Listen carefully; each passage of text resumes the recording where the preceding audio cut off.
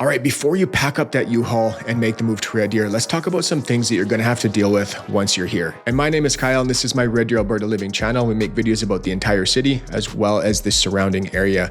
But today, let's get into 7 brutal truths about living in Red Deer, Alberta. Now, you can absolutely get used to these things, but they are still part of life here. And for some people, they could be deal breakers. And I'm also a real estate agent, so I would love the chance to earn your business. If you'd like any help making the move here, use this info popping up, get a hold of me any way you'd like. All right, let's get into number 1. All right, one of the first things that people need to understand about the city of Red Deer is that this is a trades over tech kind of city. It's very, very, very blue collar. So if you're coming from Toronto or Vancouver or even bigger centers within Alberta like Calgary, it's going to have a very different feel to it and a very different economy. Now, much like most of Alberta, Red Deer is built on oil and gas. I do think that Red Deer tends to get hit really hard when it comes to the cities within Alberta with the ebbs and flow of the oil industry. And we're going to talk about this in a minute. But again, very blue collar. We have oil and gas. Some of the other major industries within the city are trades and construction. They're absolutely booming right now. There is a ton of new builds going up. And because of Red Deer's strategic location, I mean, we're located right in between Edmonton and Calgary. It's super central and we have direct access. We are right along the biggest highway within Alberta, Highway 2. This is a super popular spot for manufacturing and transportation companies to set up their headquarters and their main hubs. And then of course, Alberta Health Services is huge here. Our hospital and everything that comes with it is super, super busy. And this is only going to get busier with the new hospital expansion. Now, of course, being in the prairies, we have a huge agricultural industry. And one I think that people should keep an eye on with our new not our new hospital expansion. We have so many projects going up in Red Deer right now, but the airport expansion, which is almost complete. The aviation industry is really going to take off here. Now don't take this too literal. Of course, we have IT and tech jobs here in Red Deer. However, it's going to be limited options compared to our much bigger cities like Edmonton and Calgary. All right, let's kind of circle back to how Red Deer does tend to struggle a little bit more when the oil prices tend to drop. So it's not going to be as diverse an economy as Edmonton and Calgary. So in Calgary, you have things like, tech and finance, as well as lots of corporate head offices there. And Edmonton, you have research and lots of tech there as well as the government industries. So when oil takes a dip, there's a lot more things to fall back on. I would say that even Red Deer's economy might be a little bit less diverse than Lethbridge, even though they're very similar sized cities. Now, just to highlight kind of some examples of how volatile the economy can be here in Red Deer, back in January of 2025, Red Deer's unemployment rate was 9.7%, which is the highest in the entire country. Now, right now, there was an article, I think it just came out just a couple of days ago, maybe even a week ago, but Red Deer's unemployment rate is sitting at 5.5%, which is lower than all of the other cities within the province. So lower than Calgary, which is sitting at 7.7%, Edmonton is sitting at 7.9%, and Lethbridge is sitting at 5.7%. Now, back in January, the oil prices were down to $60 a barrel. However, there's been lots of crazy uncertainty going on in the world. There's been tariffs coming from President Trump in the United States. So who knows what kind of an effect that has also had on the economy here in Red Deer. However, the situation that we just talked about is a very good example of how volatile the Red Deer economy can be. Now, Alberta, along with Red Deer, are definitely starting to diversify their economies. Last year in 2024, Alberta led the entire country in renewable energy products. They added 5,700 megawatts of solar and wind capacity, which was more than all of the provinces combined. So yes, circling back to Red Deer, it can definitely fluctuate quite a bit with the oil economy. However, it is starting to diversify, but this is something definitely you want to consider. All right, let's talk about hospital wait times and finding a family doctor here. Now, this is kind of a problem all over the country, but when we look at Red Deer's regional hospital, it's super busy. I mean, really, really busy. Where are all the doctors? They were busy. We are getting a huge hospital expansion, so this is good, and this is going to solve a lot of the issues that we're having. But right now, if you're going to emergency, you can expect a long wait, depending on obviously what you're going for. I mean, it's a triage system. If you're having, a heart attack or something, obviously you're going to get in right away. You've been in a car accident. But if you're going for something minor, the average wait time in Red Deer from the time you arrive to the time that you are discharged is about 7 hours. Now, I used to work on the ambulance and the fire department, so I spent a lot of time in that hospital. There's times, and this isn't normal, but I've seen 14-hour wait times just to get into emerge. This is the 5th longest wait times in Alberta. So the only places that are higher are the big dogs like Foothills Hospital in Calgary, the Royal Alex in Edmonton, the Misericordia, or the University of Alberta Hospital. These are massive, massive hospitals, and they are super, super busy. So these are the only ones that have longer average wait times than the hospital in Red Deer. Now, talking about family doctors, it is difficult right now to find a family doctor. Now, this isn't just specific to Red Deer and Alberta. This is a complaint I find that I'm hearing from lots of people from all across the country. I know personally myself, when I worked on the fire department, we had a fire department doctor, so I never had to have a family doctor. And once I quit the fire department, I wasn't his patient anymore. So I quit the fire department 3 years ago. I still haven't found a family doctor. It's hard to find a good one. Now you can go on to the Red Deer Primary Care Network, have a look on there. It's going to show you, which doctors are accepting new patients. You're going to notice that probably about 85% of the doctors are not, but this is a good place to start. So make sure you're planning ahead. If you're making that move here, you're already starting to research things like family doctors. Now, Alberta's population is growing super, super fast. I mean, doctors have increased by, I think, 7.5% here in Alberta. However, with all the people moving here, it's just tough to keep up. So if you're going to ER, make sure you pack some snacks because it's probably going to be a long wait. And again, make sure you get ahead of finding a family doctor before you move here. I am not going to just stand around and wait for Mr. Cheng to die. Find me another doctor! All right, let's move on to the next one. And, I don't even like bringing this stuff up, and I don't want to bring it up. However, I know that if I don't, there's going to be people, they're going to be commenting in the comments below. They're going to be like, that greasy realtor, he didn't talk about the crime in Red Deer, yada, yada, yada. So let me give you my honest opinion about the crime and safety in Red Deer, because of course you're going to Google Red Deer when you move here, and you're probably going to read some stuff. You're going to go on Reddit and all these Facebook places. And I mean, it's the internet. People love to vent. Now, I'm not going to sugarcoat this, and I'm also not going to trash Red Deer. I think that's silly. But the reality is that in Red Deer, there are maybe a couple neighborhoods that are probably a little bit sketchy. I don't know if I'd want to live in them. Now, it's not going to be a lot of things like violent crime, but there's going to be a lot of property crime, and there's going to be a lot of riffraff walking around the neighborhood. And you're going to have to educate your children when they go to the park that they're probably going to see some types of needles and not to touch these things. So it's not really great places to raise families. So yes, Red Deer does have some neighborhoods in some areas that are going to be a bit rougher, but this is every single city in North America, and I don't know what's going on in the rest of the world, but probably the rest of the entire world. Now, what's going on with the fentanyl crisis and the opioid addiction, more and more people are becoming homeless, and the cost of living is a contributing factor as well. Spare some change? Sure. You didn't put anything in there. Yes, I did. I put hope in there. Hope. Every major center is seeing rising homeless populations. And of course, when you're down in your luck, there's more potential for crime within these populations. But here's the reality in Red Deer. You just have to pick the right areas and pick the right neighborhood.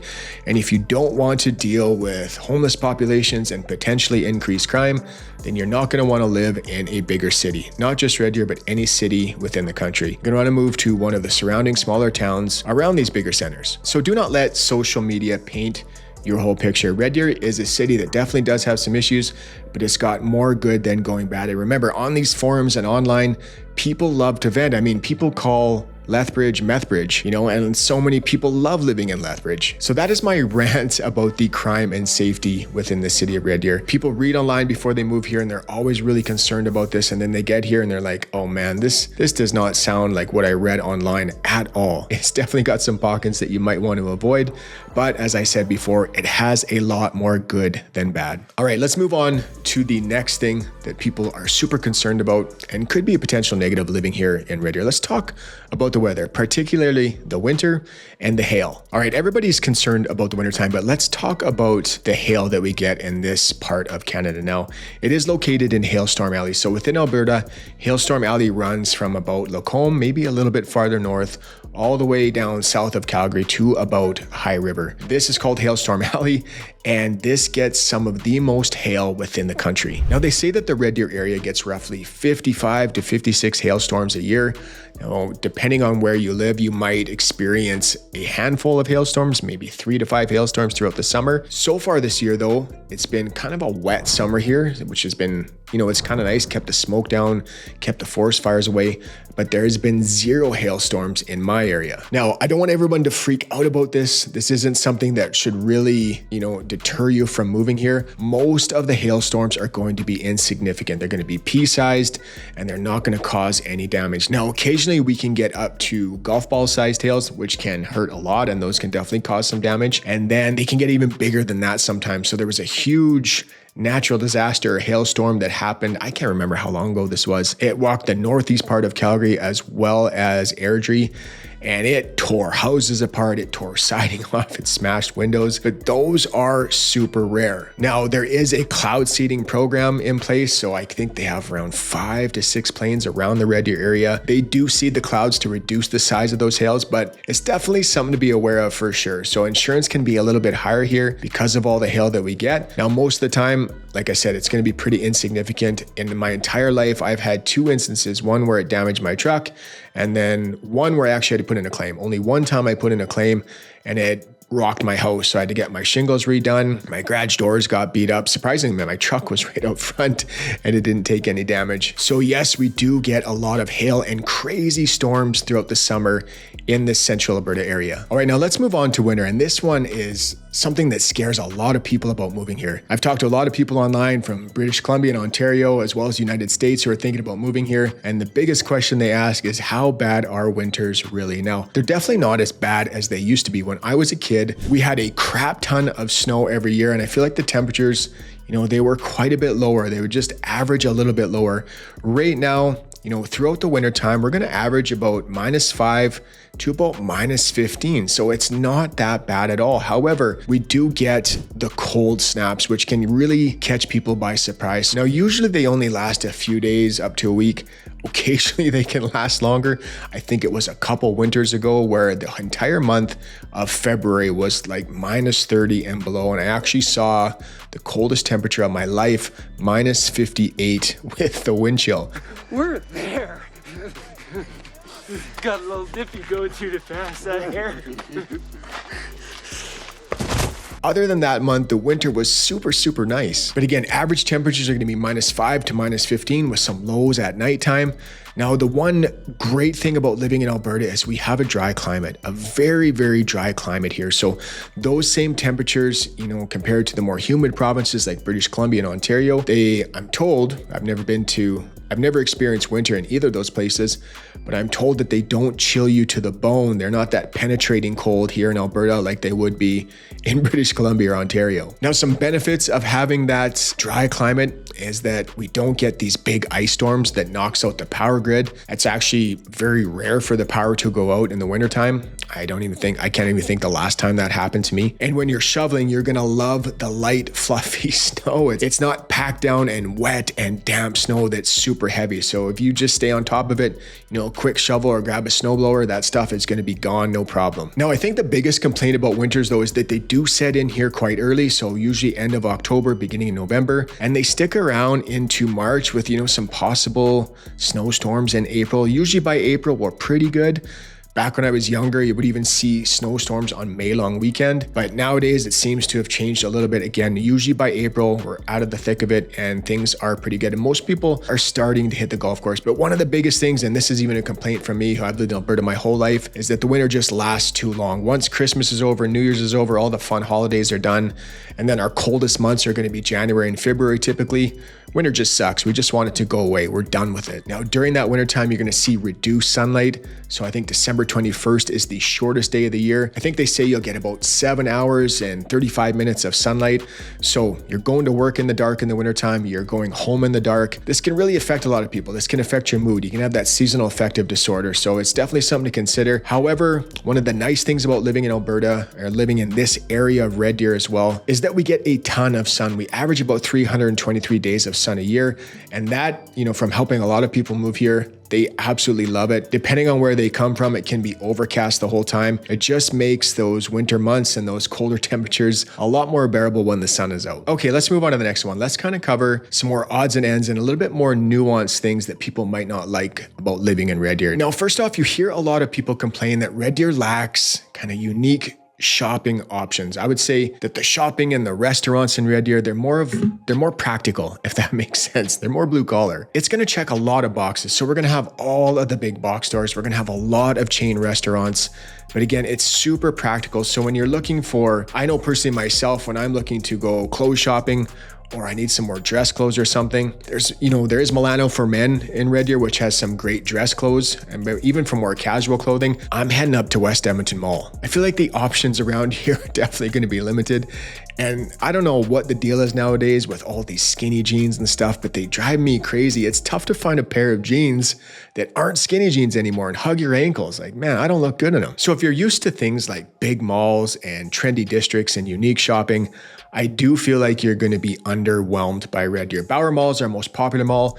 It gets the job done. It's solid, but I still feel like you're going to be heading up to either West Edmonton Mall in Edmonton. You're going to head me down to Chinook Mall in Calgary or Cross Iron Mills. Most of the retail in Red Deer is geared toward practical everyday living. Now, for most people, they're not going to care. That's perfectly fine. But again, for some people, that's not going to work. Piggybacking off the retail, let's talk about the nightlife in Red Deer. I'm just going to come out and say it. The nightlife in Red Deer sucks, especially for things like nightclubs. Now, I've told this story so many times. When I moved to Red Deer in 1998, there was seven nightclubs, and every single one of them was lined up and busy. People from all around Edmonton and Calgary, they would come. My buddies were always coming to Red Deer to party. It is a college town, so there's a big college crowd here. I know, I guess ever since COVID hit, the invention of all these apps like Tinder, the younger generation, they're just different. They don't go to the bars as much. No more clubs. What?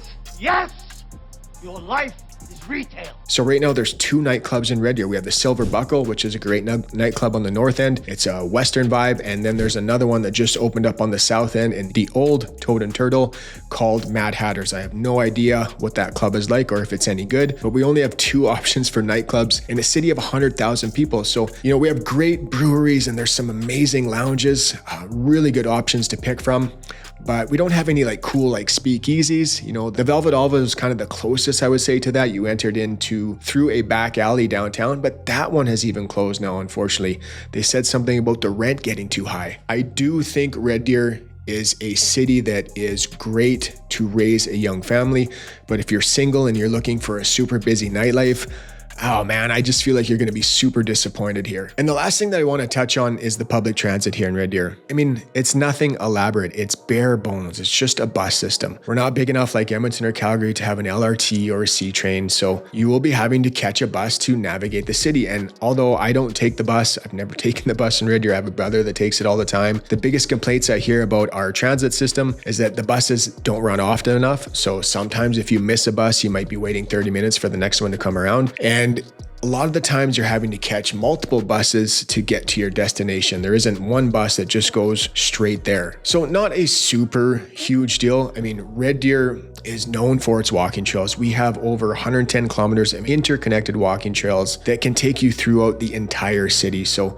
lots of people, they're riding their bikes to work, their e-scooters to work. Lots, depending on where you live, you can walk to work without having to go on the streets. And most of the time you can stay strictly within the trail system. I had an old fire captain that rode his bike every single day up to Station 2, no matter, and I don't know if I would do this in the wintertime. So this is kind of where, that gray area is when it gets to be minus 30, minus 40. It doesn't matter how nice the trail system are, it's going to be super cold. Now, I will say that Red Deer is a car dependent city. Even though we have, all of our beautiful walking trails, you're probably going to want to have a car here. And here's the thing with Alberta. Alberta is an outdoorsy province. So if you want to enjoy all the things that Alberta has to offer, if you want to go to Banff or Kananaskis or Nordegg and enjoy all the hiking or fishing or whatever it is that floats your boat in Alberta, there's lots of great things to do. You're definitely going to want to have a car so you can go and take all these things in. But don't have super high expectations for Red Deer's transit system. It is just buses. There's nothing fancy about it. And, it's not great, but it's not bad either. Look, I hope you guys enjoyed the video. If you would like any help making the move here, use this info popping up. My name is Kyle. Get a hold of me any way you'd like. Again, I'd love the opportunity to earn your business. All right, see you next week, guys.